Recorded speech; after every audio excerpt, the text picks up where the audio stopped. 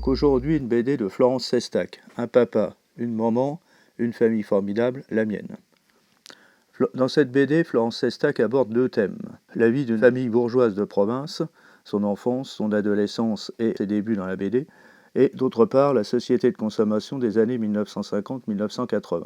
Sestac est né dans une famille bourgeoise de province. Son père est ingénieur et gagne bien sa vie. C'est un symbole du machisme et de la société patriarcale de l'époque. Si je me suis marié, c'est pour me faire servir. Voilà le genre de sortie que pouvait faire mon père. Et ma mère de piquer du nez dans son assiette. C'est moi le chef de famille et je m'occupe de tout.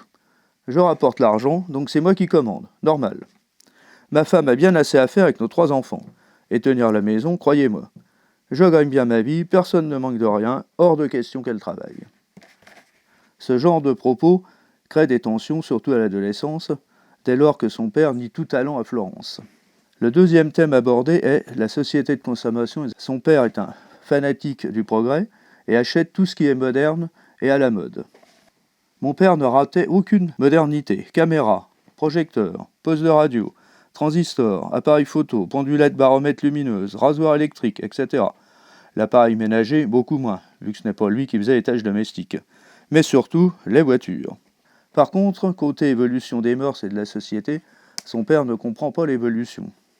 Il se fâche avec sa fille, surtout lorsque celle-ci part faire l'école des beaux-arts à Paris en 1968 et vit avec un étudiant anarchiste issu de milieux populaires. En conclusion, c'est une BD à la fois un peu vacharde, car Sestac règle gentiment ses comptes avec ses parents et surtout son père. C'est aussi empreint de nostalgie pour une époque où l'on pouvait espérer sans cesse vivre meilleur. Sestac rend également un peu hommage à son père en reconnaissant qu'il lui a laissé faire ce qu'elle voulait. Elle en voulait des enfants, alors je lui ai fait plaisir, quoi. Oui, mais toi, tu aurais pu être quand même un peu plus. Plus quoi? T'as été battu, violenté, violé, martyrisé? Non. Je t'ai laissé faire ce que tu voulais, non? Oui, à peu près. Bon alors, qu'est-ce qui t'a manqué? Un poil plus d'amour de ta part. L'amour, c'est bien un truc de bonne femme, ça.